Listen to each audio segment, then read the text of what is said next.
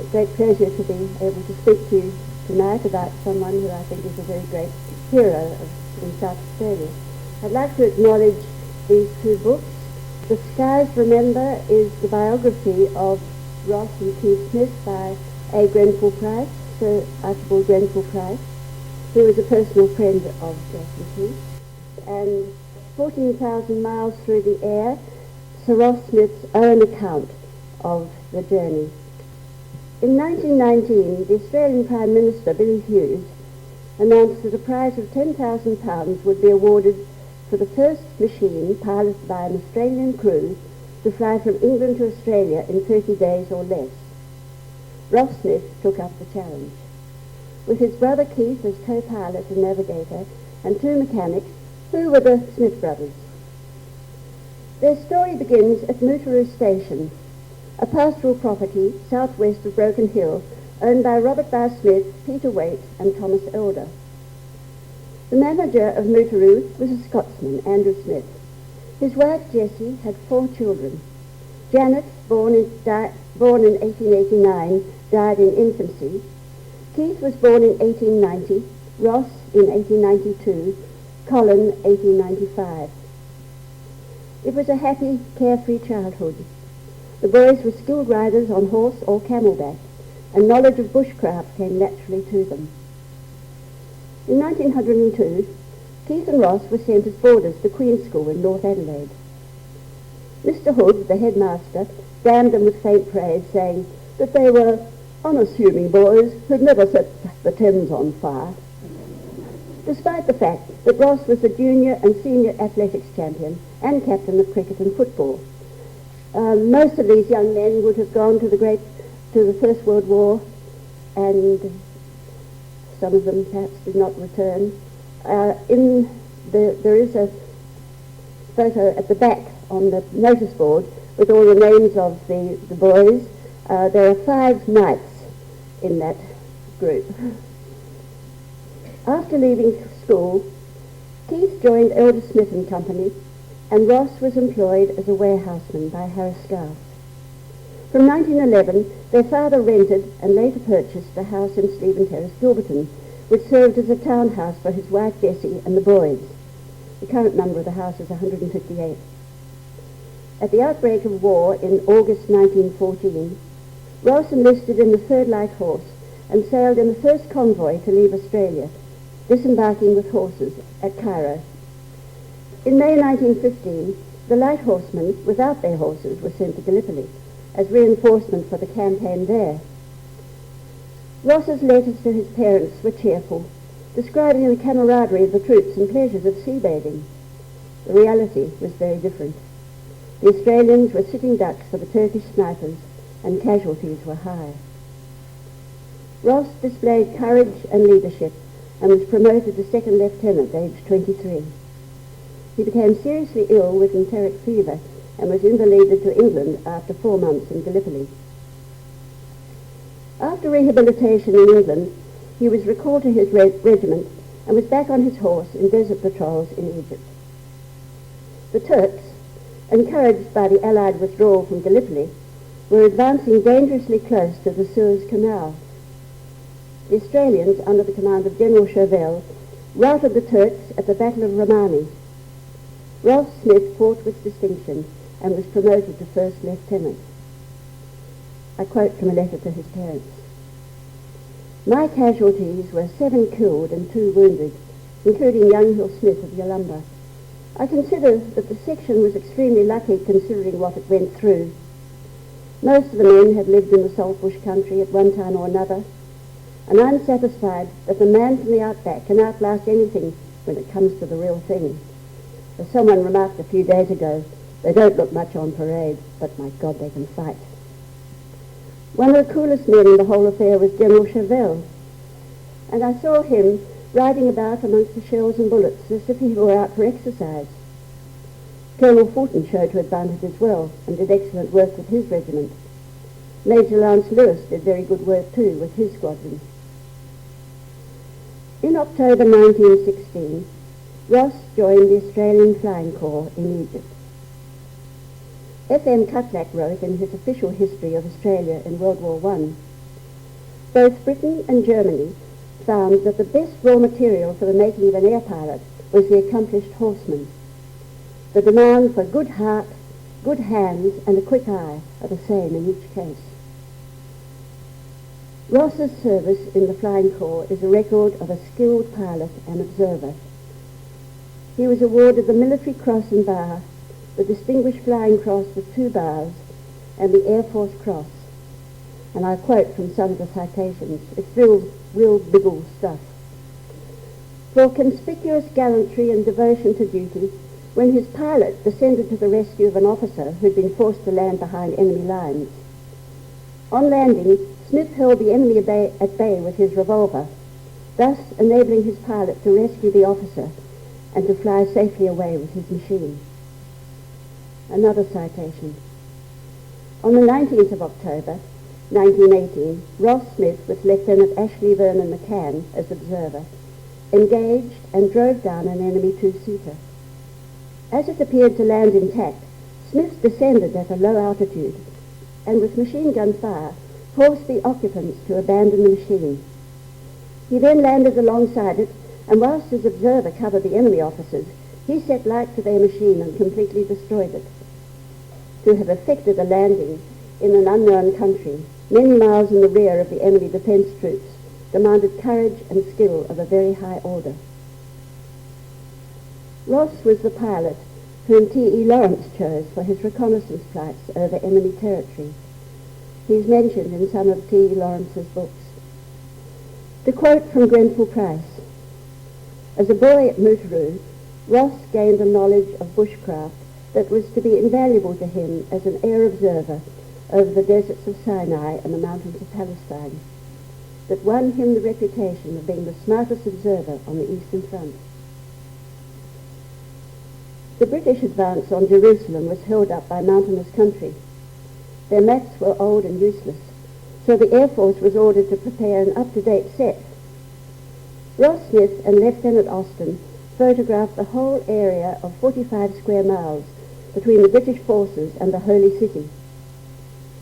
Surveyors promptly got to work on the photographs, a field press printed new maps, and 5 days later, Jerusalem was occupied.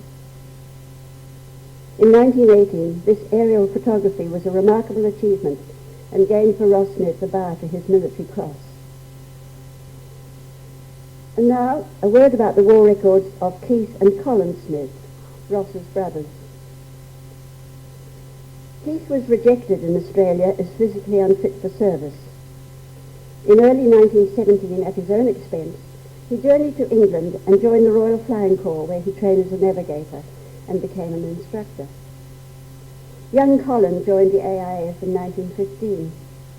He was made a lieutenant in 1917, aged 22, and died of wounds at Passchendaele in the same year. A fellow officer, lamenting his death, said, "It was sad he had not lived longer. He was just the sort that won the VC." There's a letter in Colin's official war records from Jessie Smith to the War Graves Commission, asking if the temporary wooden cross on Colin's grave could be sent to her. I wonder if she ever received it. After the armistice in 1918, a high-ranking English officer in the Flying Corps, General Borton, asked Ross if he and his mechanics, Lieutenant James Bennett and Walter Shears, would fly with him from Cairo to Baghdad and thence pioneer a route to India. "There," said Borton, "we can see the Viceroy's cup run in Calcutta." "And after that," said Ross, "let's fly to Australia and see the Melbourne Cup." The flight was successful and uneventful. They were royally entertained in India by British dignitaries and Maharajas, and they did get to see the Viceroy's Cup. Later, Borton received permission from the British Air Ministry to charter a boat and sail down the coasts of Burma, Siam, Malaya, Singapore, and the Dutch East Indies, seeking airfields with a view to planning commercial air links to the Far East and then to Australia. Borton asked Ross to join him. The first charter boat mysteriously blew up. Ross lost all his possessions, but saved one of his 9 lives. The plan continued with another boat. Borton and Ross journeyed as far as East Timor, a long way, making valuable contacts for fuel supplies and investigating possible landing sites en route. On returning to India, they chanced to read in the Australian newspaper in which the Prime Minister, Billy Hughes, announced that the Commonwealth Government had offered a prize of £10,000 for the first Australian crew to fly from England to Australia. With help from the General and the Air Ministry, Ross, Bennett and Shears were on the first troop ship back to England with their sights set on entering the great race. Back in England, there was no time to lose. There were already 6 participants in the race. Ross's brother, Keith, awaiting repatriation to Australia, was keen to join the crew as co-pilot and navigator. Thanks to the recommendation of Borton and Ross's reputation as a pilot, Vickers Limited, based at Weybridge, south of London, agreed to supply them with a bomber, the Vickers Vimy, powered with 2 Rolls-Royce engines. Thereafter, the 4 men practically lived in Weybridge, making adjustments to the plane and preparing for the flight. Success would depend on meticulous attention to detail. Here, Ross's experience and good contacts made with Borton were so valuable for the forward planning east of India. Of vital importance was the weight carried. There could be no radio, only maps, a compass, and Keith and Ross's navigational skills were to be their lodestar. To quote Grenfell Price, "When the final weighing in showed an excess of 300 pounds, something had to go. Petrol and spare parts being essential, the only economies they could be made were in personal kit. Hence, in spite of the distance to be flown and the variety of weather conditions to be faced, the party decided unanimously to dispense with their personal kit and left England with the garments they wore and the proverbial toothbrush. One inessential item carried was a mail bag containing about 200 letters, postmarked in England before the departure. By early November, they were ready to leave, but winter weather delayed them. On November the 11th, in spite of a bad forecast, they flew from Weybridge to Hounslow Airport, ready for an early start come wind come weather on November the 12th. Here, the Vickers Vimy was officially marked as a contestant in the race by the Royal Aero Club, and the wings sported their identity letters, G for George, E-A-O-U, which the crew interpreted as, God help all of us. The account of the flight is the subject of a lecture on its own. The greatest enemy from start to finish was the weather. Bitter cold, torrential rain, and in Australia, searing heat. The cruelest day was November the 12th, the day they set off for Lyon in France. Once they left England's shores and flew over the Channel, they were in thick nimbus clouds and snowstorms. 4 men, totally exposed to the elements in open cockpits, their goggles clouded with snow. For 3 hours they had no glimpse of earth and navigated solely by compass, their bodies racked with cold and the reviving sandwiches which they had brought frozen stiff. The only comfort was the steady throb of the Rolls-Royce engines. Then ahead lay a cloud with a silver lining, and a great gulf appeared between the clouds. Ross writes lyrically about it. At the bottom lay the world. As far as the eye could reach, in every direction stretched the illimitable cloud sea, and the only break lay now beneath us. It resembled a tremendous crater with sides clean cut as a shaft. Down this wonderful cloud avenue I headed the Vimy, slowly descending in a wide spiral. The escape through this marvellous gateway, 7,000 feet deep, that seemed to link the realms of the infinite with the lower world of the mortals, was the most soul-stirring episode of the whole voyage. They finally landed, stiff with cold, at Lyon Airport, where they spent the first night. They had great difficulty in communicating with the French bureaucrats, who thought the Australian aviators quite insane to be flying in such weather, and were less than cooperative in providing their refuelling requirements. The next stop was Pisa, where the Italians couldn't have been more helpful, and was so apologetic that the airport was covered in water after heavy rains. It continued to rain throughout that night. and the next morning the airport was a lake, and the Vimy well and truly bogged. However, with the help of some 30 excitable Italians, she was dislodged. There was a danger of the Vimy doing a nosedive if it couldn't get enough acceleration before takeoff. So Shears tied a rope around Bennett's waist while he waved down the tail of the plane as it taxied off. He was instructed to take the first train to Rome and meet them there the next day. But Shears managed to haul him aboard, and they all took off safely. The next flight took them across the Mediterranean Sea to North Africa, where Ross was in familiar territory. They had another emergency just before reaching Cairo when the engine was running hot. A landing was made at Heliopolis, where they discovered a crack in the induction pipe. As no spares were available, Keith suggested using chewing gum to seal it. They all chewed vigorously on Wrigley's spearmint. Bennett flattened it and effected a satisfactory seal on the pipe, which was then wound with ignition tape and sealed with shellac, and off they went to Cairo. Ross writes of their arrival in Cairo. There was some excuse for a flash of thankfulness and exultation. There the boys were greeting us, and a rousing welcome it was from men with whom I'd served during the war. Our mechanics, too, found old comrades who hauled them off to celebrate the occasion. It was quite like old times, to climb into a car, to spin through well-known thoroughfares to Shepherd's. Shepherd's is a well-known watering hole in Cairo. To sink luxuriantly into the arms of a great and familiar lounge chair, and to yarn over the events that had happened since I last occupied it. My friends tried to persuade me to attend a dance that was being held there that night, but I needed all the sleep I could get, and so declined reluctantly.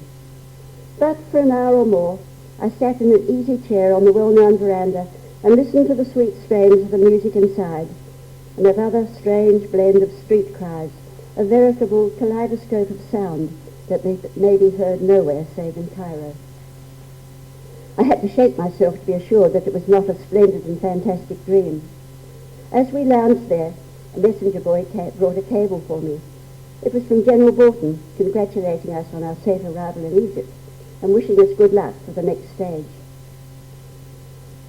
End quote. Such interludes were few and far between in the flight. The route from Cairo to India was familiar territory. Ross had flown over the Middle East during the war and later with General Bolton when pioneering the flight to Delhi.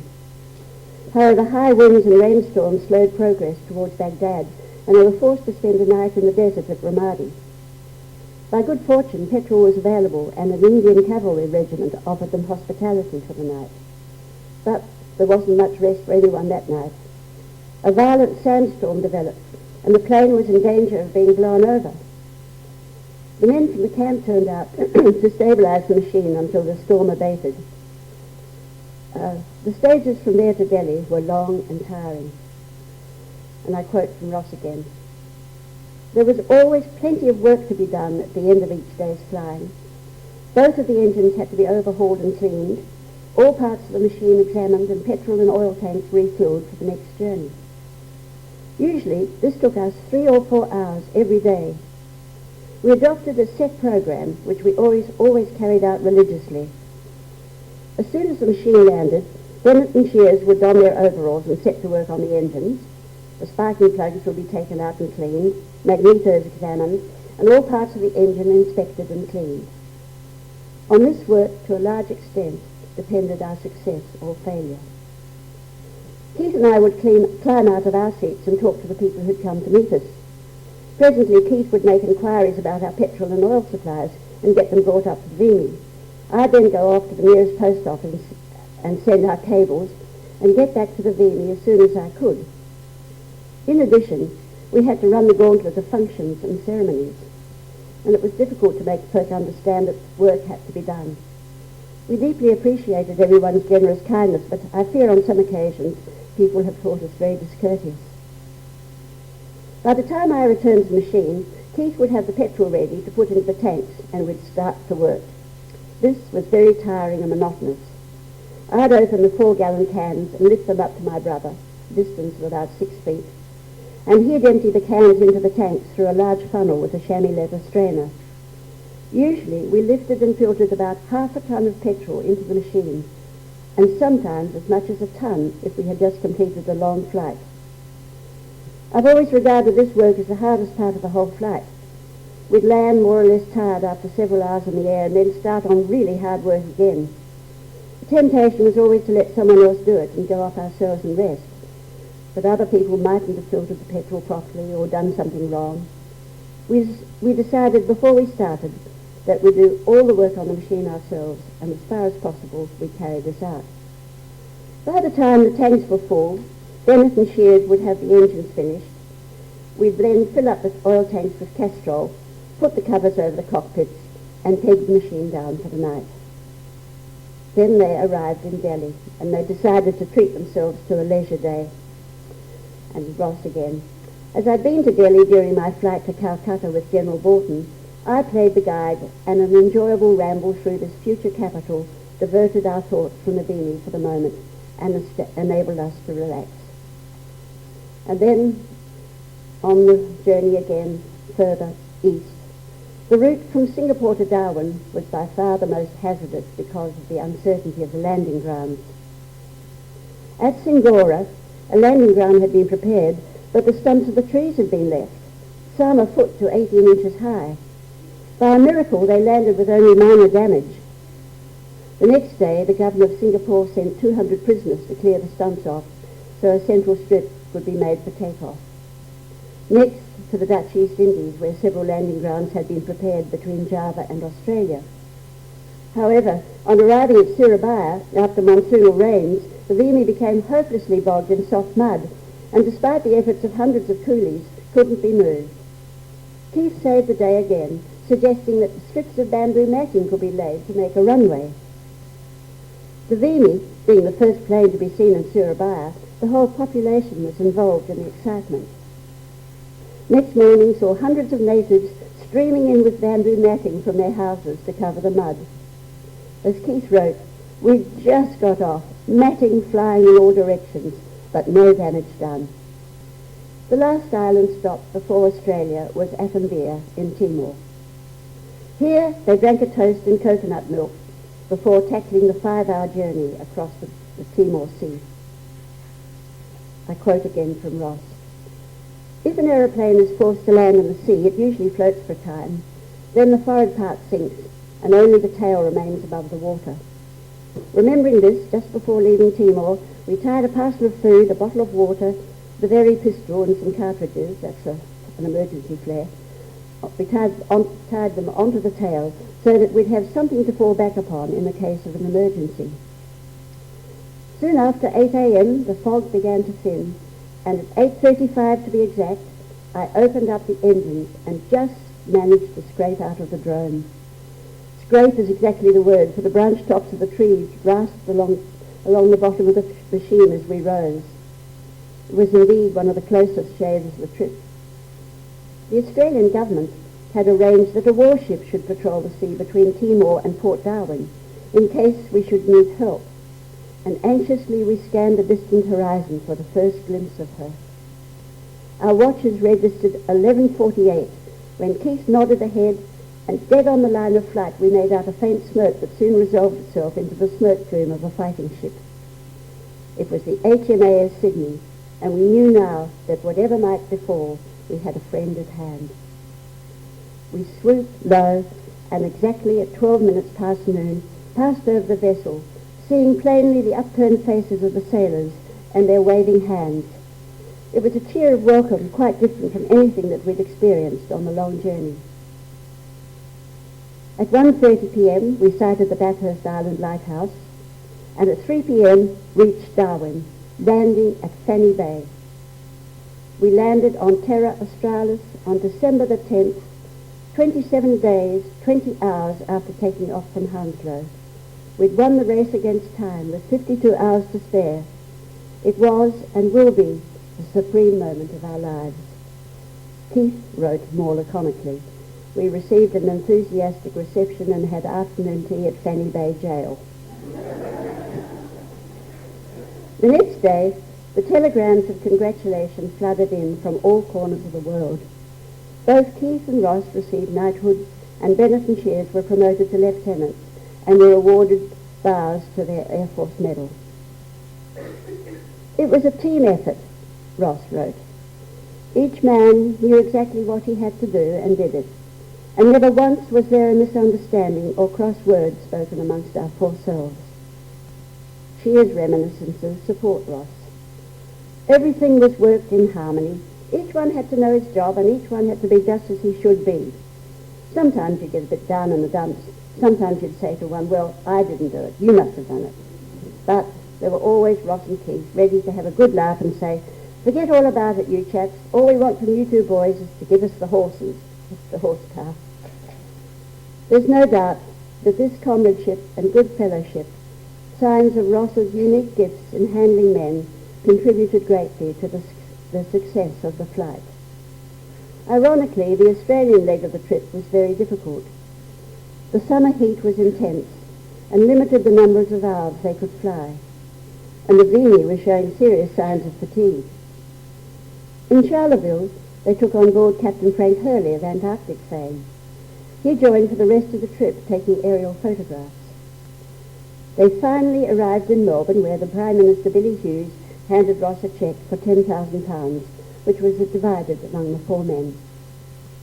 The last and most joyous leg was the return to Adelaide, where they landed in paddocks by the North East Road to be met by Jessie and Andrew Smith and crowds of friends and admirers. In the next years, Ross and Keith gave a series of lectures about the flight in Australia and overseas. They were then offered another challenge. Vickers Aircraft Company, whose planes had held the record of the first flights across the Atlantic, as well as the England-Australia flight, invited the Smith brothers, with Bennett and Cheers, to tackle an around-the-world flight in an amphibian plane. By April 1922, the preparations were completed, and the pilots were about to take a test flight at Brooklands Airfield. Keith was delayed in leaving London. Ross and Bennett decided to fly without him. Keith arrived at the airfield to see the plane already in the air and witnessed the tragic downward spin which claimed the lives of Ross Smith and Jim Bennett. Keith returned to Australia with the embalmed bodies. Bennett lay in state in the Queen's Hall in Parliament House, Canberra. Ross's catafalque was in St. Peter's Cathedral, Adelaide, where thousands came to pay tribute to a great Australian hero. He was laid to rest with military honours in a simple grave in the North Road Cemetery. I'd like to add a personal note. In the mailbag carried from England on the flight, there were about 200 letters. Of these, only a handful was known to have been written by Ross. One was to my mother, Dora Horwood. Another was to my father's sister, Anne Wood. The Horwood family of 6 boys and 1 girl grew up in Broken Hill and were of similar ages to the Smith family, 60 miles down the Barrier Highway at Mootaroo Station. The Horwood and Smith families were good friends. I'll read you Ross's letter to my mother. It was written on the 9th of November, 3 days before they left. Dear Dora, thanks so very much for the cable you and Anne sent me. It was nice of you, and I was very bucked at getting it. I'm taking this with me on the Vimy and hope it reaches you safely. We're ready to start as soon as the next fine day condescends to appear. So I hope I shall see you very shortly. Yours very sincerely, Ross Smith. Now, the letter to Anne has just a little more spirit in it. Dear Anne, ever so many thanks for the cable you and Dora sent. It was nice of you, and I value the thought very much. I'm taking this with me on the Vimy, and we are ready to start on the next fine day. The weather's awful at present, and flying is a washout altogether. I hope to shoot a parrot with you again before long. Wonder what that means. Signed, yours, Ross. Anne Wood was in the group of friends Ross mixed with before the war. She was a fine horsewoman and was still riding in her 90s in Canada, where she lived. She could give the best imitation of a magpie warbling I've ever heard. And like her namesake in the musical, she was possibly a mean shot with a gun. She and Ross were kindred spirits, and there may have been a bit of a spark between them. The woman for whom Ross had a great affection was his mother, to whom most of his letters during his 6 years away from Australia were addressed. These are now kept in the Mortlock Library. One can imagine the loneliness of Jessie Smith, having lost 2 sons in tragic circumstances and an infant daughter. She lived in Stephen Terrace until her death in 1947. Her husband, Andrew Smith, died in 1924, 2 years after Ross. Keith continued his interest in aviation in Australia, where he was the representative for Vickers Aircraft Company. He was also vice chairman of British Commonwealth Pacific Airlines and a director of Qantas and Tasman Airways. With his wife Anita, he lived in Sydney. Keith died in 1955. Anita returned to Adelaide, where she lived until her death in 1986. They had no children, but they did leave a magnificent legacy. Lady Smith bequeathed her estate, which amounted to several $million, to the establishment of the Sir Ross and Sir Keith Smith Fund, and directed that the income of the fund be applied in perpetuity to the advancement of the science of aeronautics in the state of South Australia. To date, grants of over $4 million have been made for graduate and postgraduate scholarships and for the promotion of aeronautical research and aircraft safety. In the field of aviation, the name Smith evokes to the average Australian the memory of Sir Charles Kingsford Smith, or Smithy as he was popularly known. Kingsford Smith was a Queenslander, and Sydney Airport bears his name. He too was a great Australian aviator who in 1928, with Charles Ulm and 2 others, was the first to cross the Pacific, a flight of 3 days. His plane, the Southern Cross, had wireless communication and is more advanced technically than the Vickers Vimy. We in South Australia must honour the memory of our Smiths, Ross and Keith. The 27-day odyssey of the Vimy brought world acclaim to its crew. Their achievement was an event of great importance in the post-war gloom and led to the expansion of aviation as a means of transport and communication. Sir Hudson Fysh, one of the founders of Qantas Airlines, wrote that the Vickers Vimy flight was one of the greatest flights in the history of aviation. Ross was the inspiration and leader of that first flight. With his record of bravery in World War I and his contribution to aviation, we cannot allow this great South Australian to be forgotten. The London Daily Telegraph, in a tribute after his tragic death, wrote, "If ever a human being lived by the maxim, live dangerously, it was this gallant Australian." Thank you.